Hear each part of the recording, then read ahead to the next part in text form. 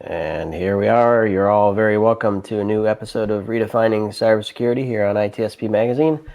This is Sean Martin, your host, where I get to talk to all kinds of cool people about cool things, cyber related. So hopefully we can do what we need to protect the businesses and the people we serve in society, and with all the technology we use. And for this episode, you probably see that Marco snuck his way in somehow. So, it's the cool people and then me. And then Marco, exactly. So Fred, if you haven't figured it out, Fred's the cool one, and Marco snuck in. Well, Marco's on because it's a topic. Two things for this topic. One is we spoke to Fred last year as part of our Black Hat coverage, event coverage, and Fred has some updates, and it's very connected to sociology, so society and the impact it has on not just business, but us as humans overall. So I figured Marco would have some fun having this chat with me. So Fred, it's good to have you on again. Yeah, thanks for having me. It's great to be here, and I'm pretty excited to share some of our updates and what's happened since last year. Absolutely. And for those wondering, not to be confused with the episode that's part of this year's coverage that we just had with Fred. So be sure to check that one out as well. But this is a follow-up to the episode we called Hacking Humans Using LLMs and devising and detecting phishing LLMs versus small human models. So that was the talk last year. And we're going to dig into a few points from some of your recent findings and understanding of what's going on. But before we do that, Fred, maybe a quick word just to refresh folks of what you're up to these days.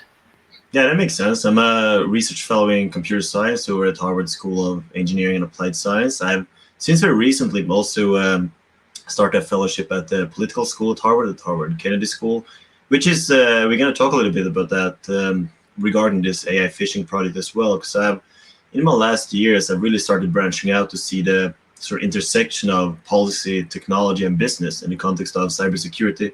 So historically, a lot of my research has been purely technical, but as of last year, I do more and more projects that are related to social aspects of security, but also related to society in general, because it's there's a lot of complex turns and twists to cybersecurity and to solve cyber problems, and I'm really living in that intersection now and seeing how to take the technical solution and make them useful for society and also feasible for businesses to implement.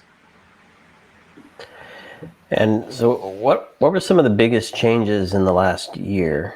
I mean, I've a lot of questions of has it changed here, but instead of me guessing, maybe if you can kind of highlight some of the changes you've seen. Have things panned out as you expected based on the last chat we had, or what's going on?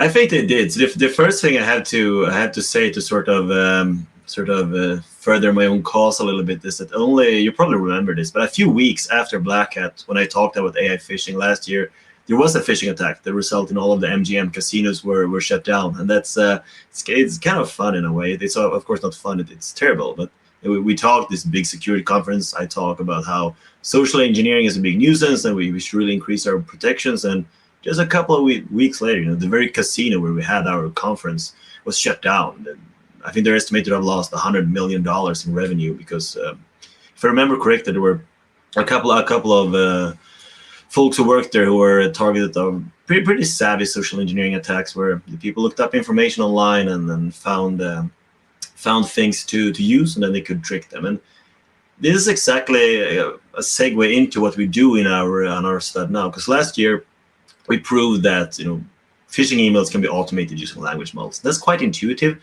Language models are great at creating textual content that appears realistic. Oftentimes the content is not true.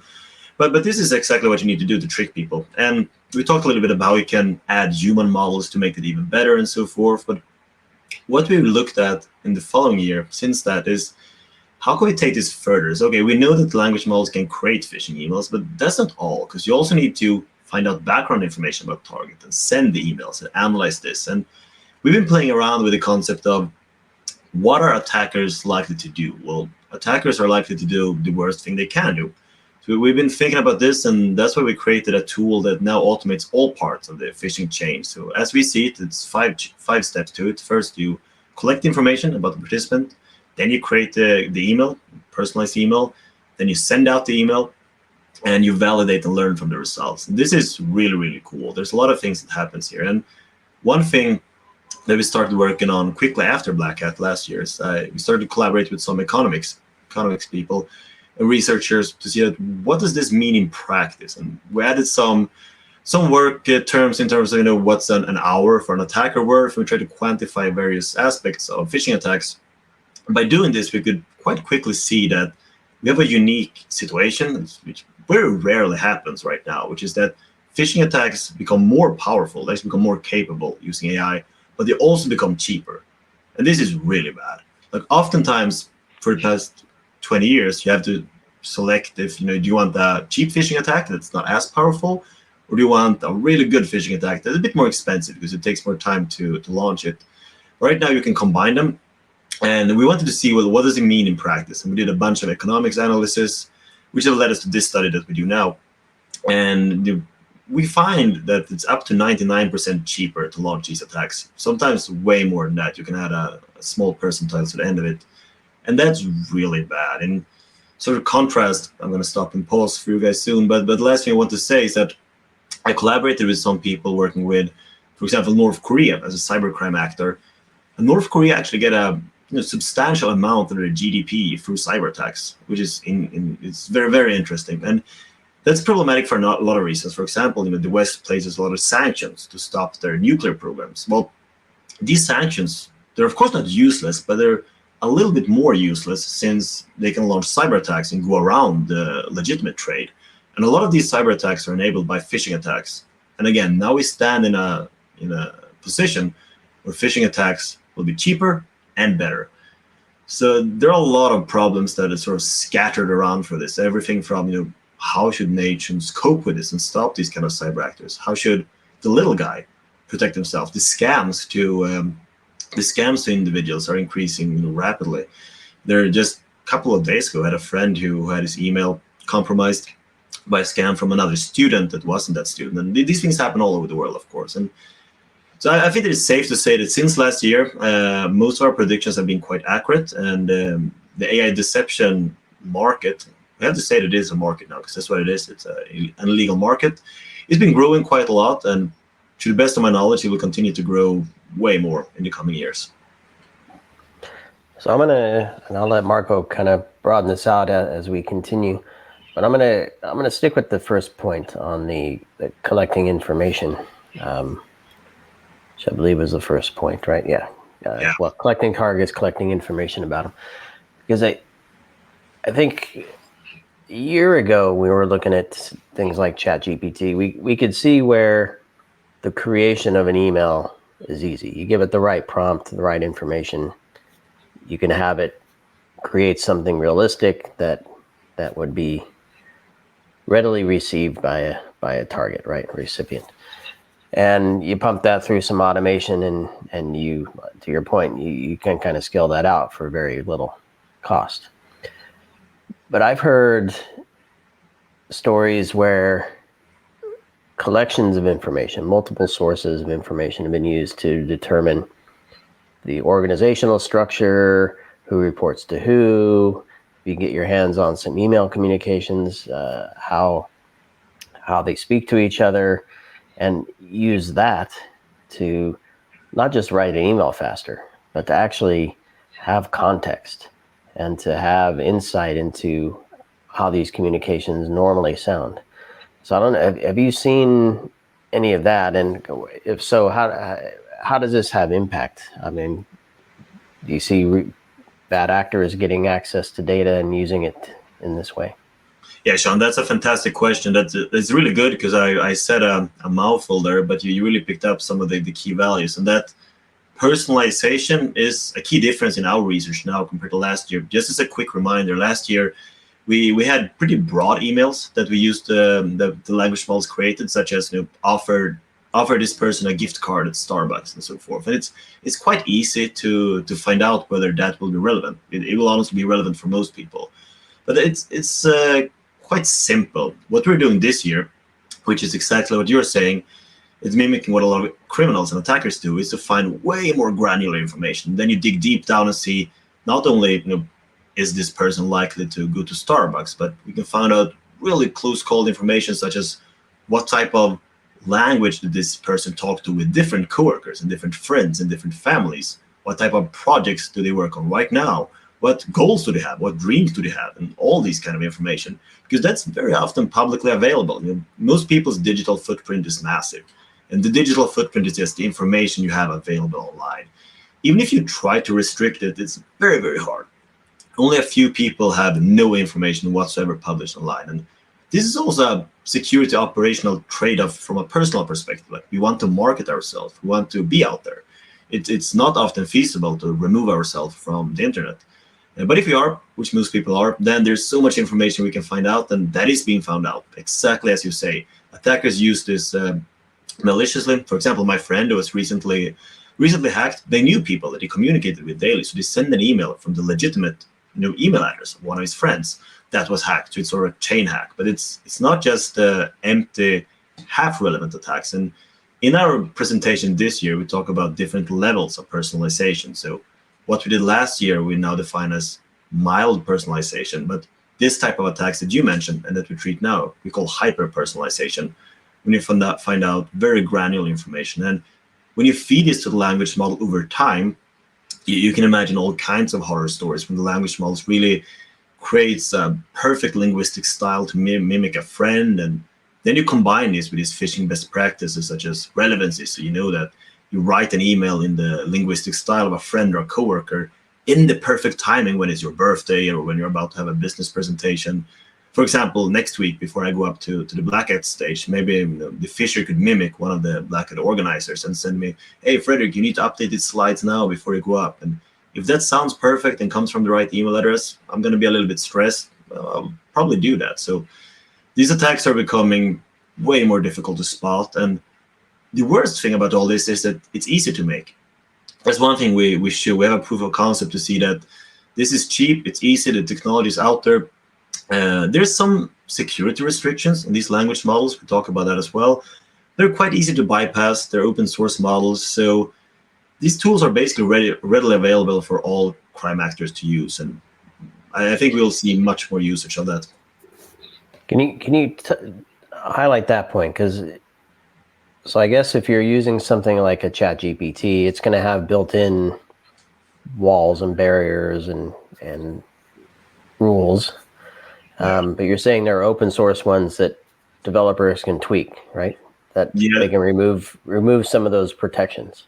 That's a fantastic point. And yes, the short answer is yes. So basically, there are two ways that the AI companies try to protect against this, right? First of all, we can restrict the models. We can say that ChatGPT, if you say create a phishing email or create a bomb, it's going to say, no, I'm not going to do this.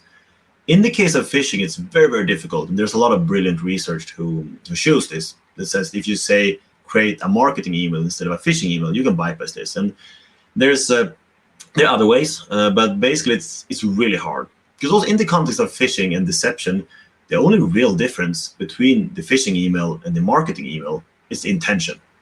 And it's hard to know the intention. Again, back in the day when this email had poor grammar, they weren't so reasonable or logical, then you could spot them. But if it's a perfect email and only the intention matters, then these language models have to be useful. So it's very hard to block reasonable content.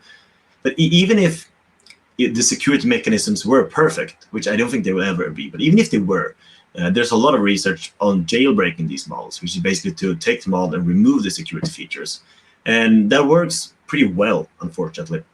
We have even done some small demonstrations in my team to show that how you can do this to remove security modifications very easily, and then you can outright say, create a phishing email that targets depressed people, for example, which is terrible. But yeah, so there are some security mechanisms, but they're unfortunately pretty easy to bypass. Wow. So many places I could go, but I'm going to connect with the conversation we just had about ransomware as a service, and I can totally see phishing, of course, as a service. Like you take the good AI, you turn it bad, and there's no guardrails anymore, and then you can give it to anyone that wants to do phishing. So I think the big issue, it's what I grasp from what you said, is of course it makes it easier to do the research. It makes it easier to do the email, even for those that don't have the knowledge to do that, and it's scalable, right? Yeah. So I mean, I look back and I remember I used to have this conversation with social engineers, back 10 years ago when we started ITSPmagazine, and I would go back and like, yep, there is the Spanish prisoner letter, there is the Nigerian prince, and people fall for it, and they were, I mean, pretty easy to spot, but people will fall for it anyway. And then it was like those. There was really high level target where you would have research intelligence and kind of like the stuff that the spy movies are made of. And now you're giving the spy stuff to everyone, to any criminal that you want. So where I want to go with this, the question is, as there is the AI that you can turn, the good one, air quote, that you can turn into a bad one, then there is the good one that you can use to fight, I'm assuming, the bad one, to spot this kind of stuff. Where are we standing with that? Because if there is an economic value for cybercriminal, I feel like there is a really big economic value for company to come up with a solution to this. Yeah, that's a great question. And there's a lot of anti-phishing providers and so forth, and spam filter detection services that tries to solve this. And the short summary is that there is some hope and there is some really good potential solutions. One problem that I and my team find really bad, and we talk about this in our latest article that I might be able to share in the Harvard Business Review, is that in the context of phishing, we really find that there's an asymmetrical advantage that benefits the attacker way more than the defender. And the reason for this is that if we start with an example of non-phishing, so technical cybersecurity, well, then the attackers can use AI to improve their attacks, but the defenders will, of course, use the AI to improve the defenses, and you can find out code vulnerabilities and so forth. But in phishing, we talk about humans, and we can't patch the human brain. This is an old biological construct, right? So it doesn't work in the same way. There are workarounds, and we can use AI for good, but the attack methods are so much more powerful. And again, AI, you can use AI to train humans, but that is way more inefficient than in the attacking. So in this sense, I'm more skeptical, far more skeptical, in how this will play out in the context of deception rather than technical cybersecurity. Again, what about the technical aspect, let's say the spam filters? So, like an enhanced part of that. I mean, you can't fix the brain until not yet. So that's a great question, right? And we have something we talk about in our presentation this year called personalized spam filter that we work on. And they're quite promising. It's basically by knowing all this information that we collect about our participants, we can take that information and create spam filters that target your specific needs, because there is no one-size-fits-all phishing email. Some people think one email is good and some people think it's bad and so forth. And by having a language model that knows these things, that's pretty powerful. It can also give recommendations saying that it doesn't have to be a binary spam filter saying yes or no, good or bad. It can say that this email could be true, but it could also be malicious. So just to be sure, go to the official website and find these links and so forth. And this is really good. I'm quite optimistic about this. The downside here is there's two things that make me a bit more skeptical. The first one is that, again, it's very expensive, not necessarily in monetary sense, but just in terms of time. People are relatively stressed. We will probably not ask a language model this for every email. And quite frankly, if you would have this check for all your emails, a lot of the emails ask you to take some call to action. So you would have this check for almost every email. So I don't think it will be widely used in practice. Again, if you have a security mechanism that takes 2 seconds, I think most people wouldn't use it because people are just too stressed. And so that's one problem. The other problem is that spam filters already exist, and they're good. There's a lot of state-of-the-art algorithms with 95, 99% plus accuracy. So language models, they can improve spam filter accuracy, but these techniques aren't novel. They will marginally improve them at best. I think maybe they will improve them much more in the future.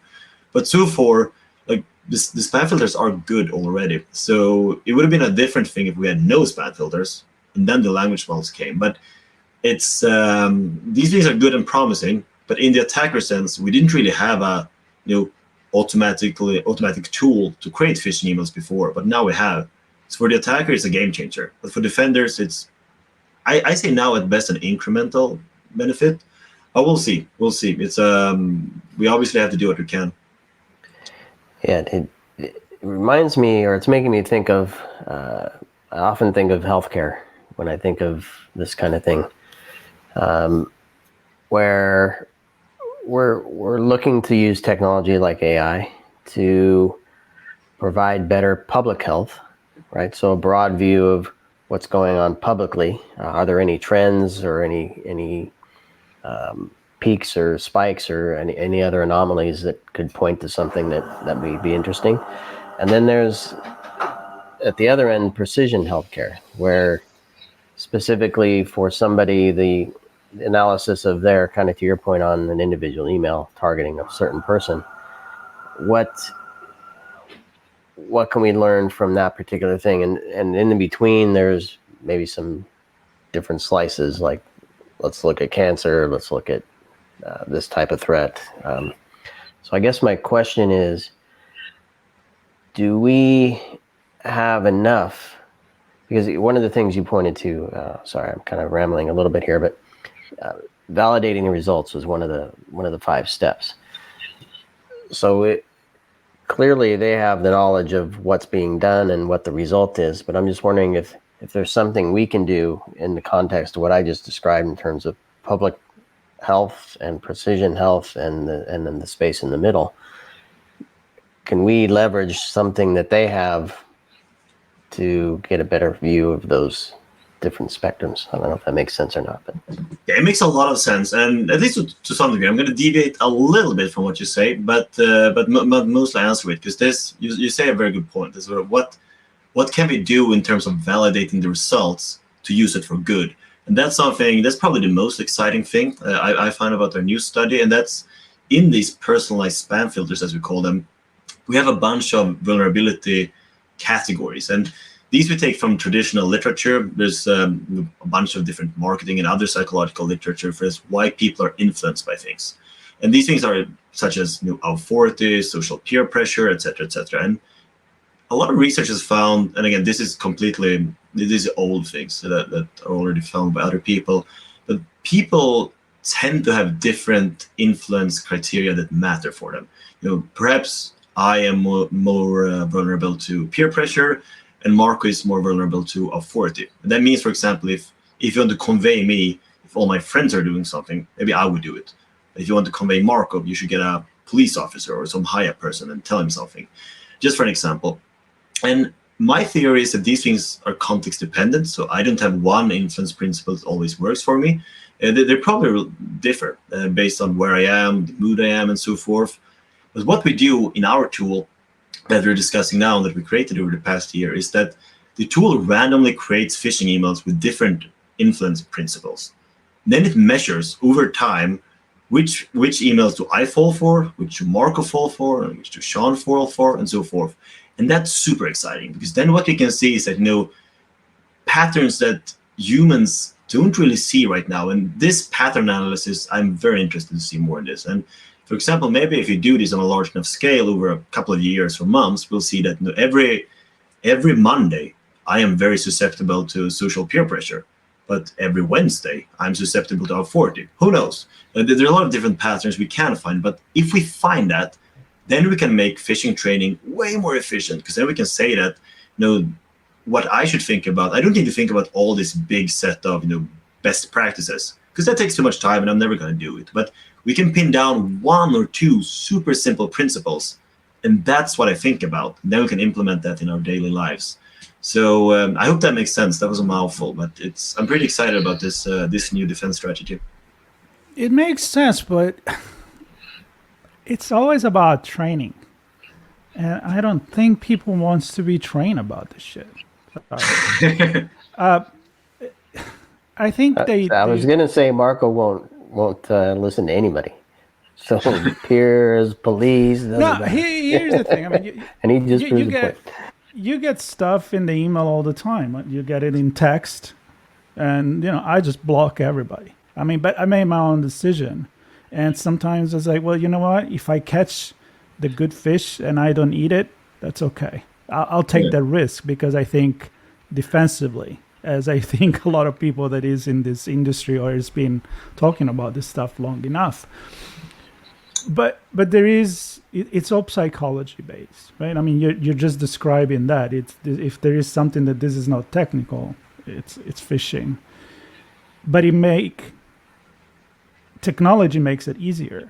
So I still go back to, I don't think we should use the AI to do better training. I think we should use the AI to do, again, better filters.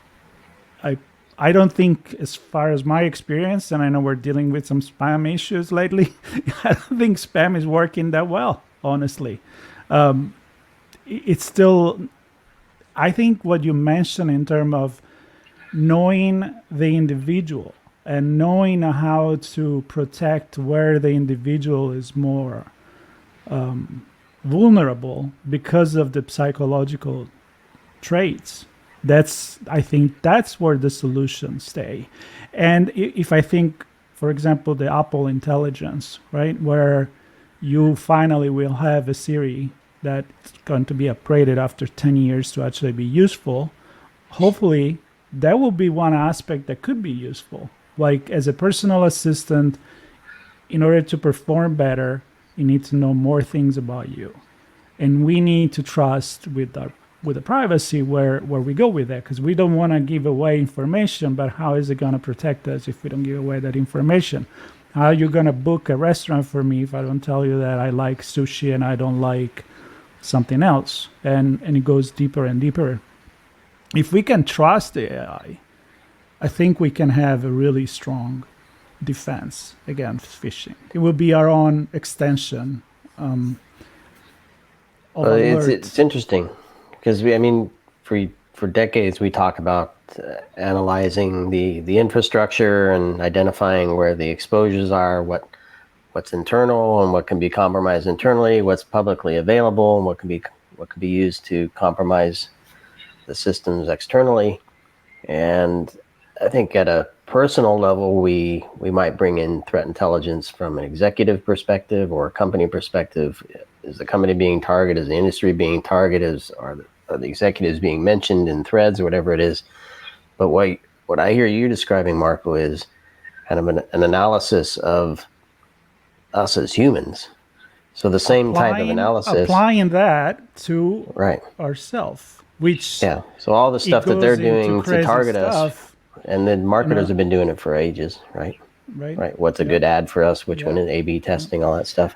Well, but we need to do that for the employees and citizens, or I don't know. I just read an interesting book called The Battle for Your Brain, which talk about all the scan of the brain, all the way that we're using monitoring non-invasive or invasive one, but non-invasive to detect if people driving a bus, it's falling asleep, or if, but in order to do that, we need to give access to our thoughts, which then it becomes scary because you bring the thought police and all of that. But there is that cognitive freedom of thoughts also, though, where do you bring in, because it helps society to avoid 50 people on the bus to die because you're detecting that you're about to crash and falling asleep.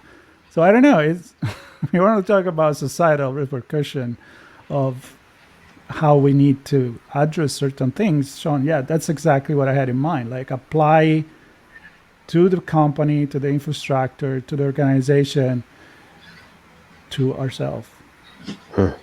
And I don't know what's good. It's a good movie to watch, I think. Fred, what do you think about that? Yeah, I think it's a fantastic point. There was quite a lot of things being said there, but one thing you said early on that I really resonate with is that you don't think people want to do this. And I think that that's actually a fantastic point that a lot of folks like me forget to realize sometimes. And I during the past year, I've been talking a lot with different educational researchers to try to collaborate with them and see how can we solve this? Because as you said, sometimes we have to make people want to do this.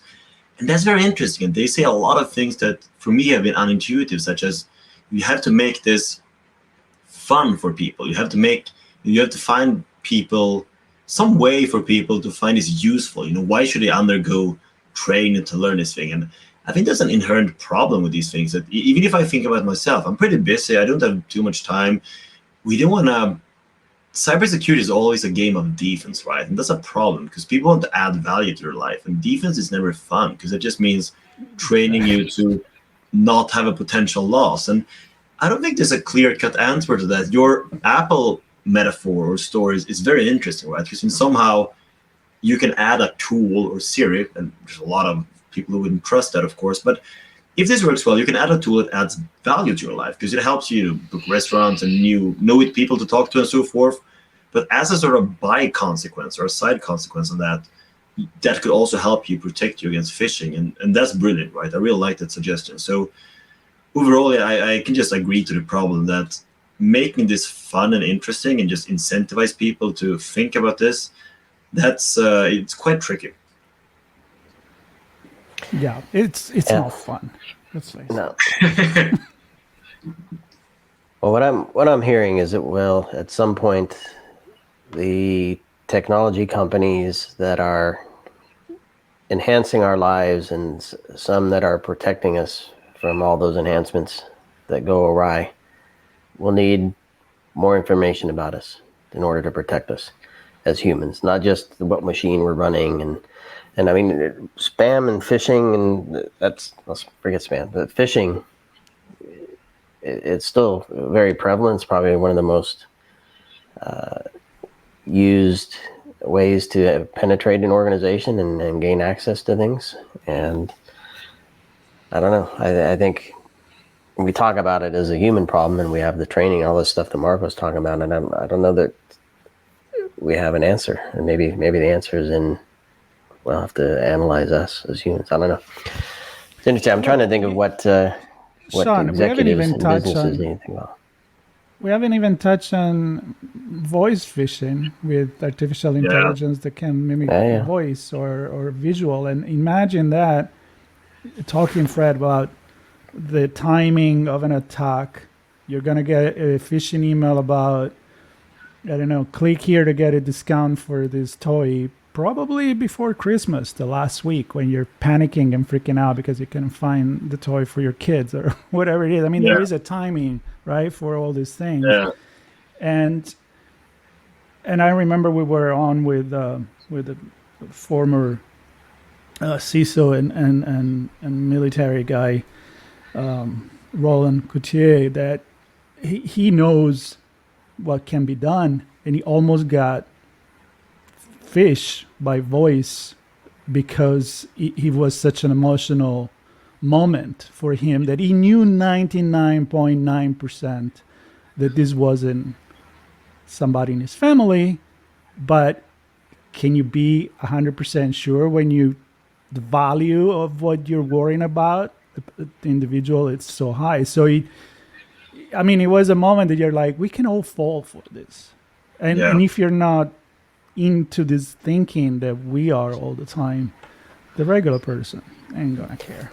Yeah, well, to me, it all comes back to the economics. And I think, I don't know how many, I know this is not a black hat conversation, but I don't know, 5 or 6, even the one we had with you, Fred, all touched on economics at some level.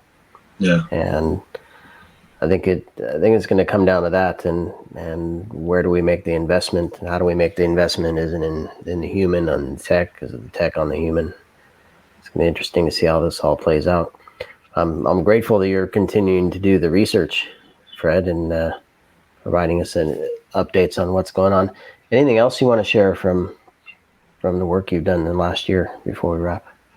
Well, thanks for this discussion. It's been, as always, fantastically interesting to be here. And there's a lot of things and nothing to share, but there's, I think that we captured to some degree a lot of interesting things. There are There are definitely way more. I mean, you Marco mentioned voice phishing. There are, of course, all the types of deep fakes and other types of phishing. And that's a big can of worms to open, right? Because it's protecting against these attacks. It's incredibly difficult. And I think one perhaps last word to say is that just you mentioned that to some degree also, Sean, now, but what's happening is that there's a change in trust, just the way we trust online and how we behave online, right? Because if these attacks continue to happen and happen at a massive scale, it's going to be hard. And somehow we have perhaps to change the way we operate, or at least to change the way we trust content and material. And hopefully there's going to come some brilliant technical solutions. Because both of you also mentioned the importance of having technical solutions. I believe that seamless technical ways that don't sort of disrupt the user experience, but that makes users more secure. It's very important, but I think that online trust is having a pretty rough future. It's already relatively low, but it's no clear answers. There's a lot of problems, and there's a lot of work ahead. And what I love about this conversation, if people are watching, I can see the wheels spinning in your head. What you're going to do in the project next, which is really cool. I love these kind of conversations. Yeah. Well, listen, Fred, it's great to have you on. Of course, you're welcome back anytime. And any updates you have to share, feel free to just drop me a note and let me know, and we'll have you on again. Of course, have a listen to the Black Hat episode we recently recorded. I'll link to that as well, and the last year one, because it's still very relevant. It's not like that stuff goes away. We're just adding adding to the mix in this conversation with new and exciting stuff. But super fun chat. Marco, glad you were on as well. Glad I was on. Yeah, I think we've given businesses stuff to think about, and CISO stuff to think about, and hopefully I have better answers soon. But definitely stay connected to Fred and the work he's doing, and obviously pay attention to phishing stuff you have going in your organization. All right. Well, thanks everybody for listening to this episode of Redefining Cybersecurity. Please do subscribe and share with your friends and enemies, and we'll see you on the next one. Thanks, everybody.